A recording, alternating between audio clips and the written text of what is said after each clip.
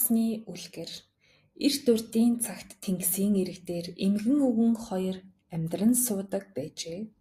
Тэд маш ядуу байсан тул хуучин шавар байранд амьдардаг байв.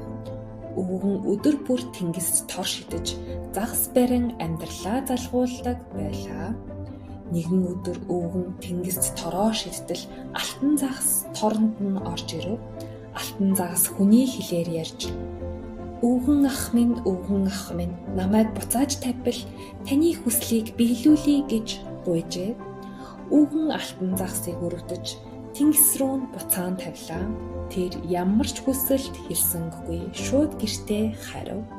Гэртээ ирээд болсон явдлыг эмгэндээ хэлтэл эмгэн нь уурлаж "Чи яагаад юу ч хүсээгүй юм бэ? Ийм ядуу зүдүү амьдарч байж ядаж шин твш хүсэх ёстой байсан юм" гэж загнав.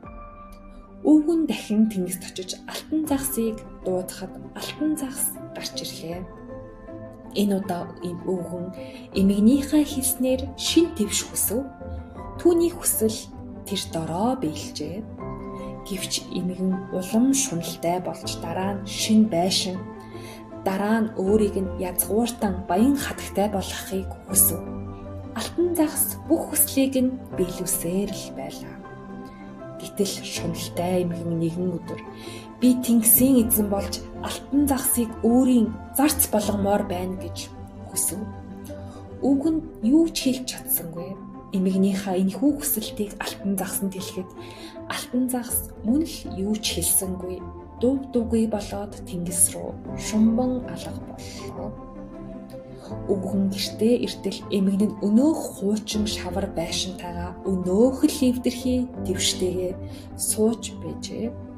Ингээд тэд урдын адил ядуу зүдүү амьдрах болжээ.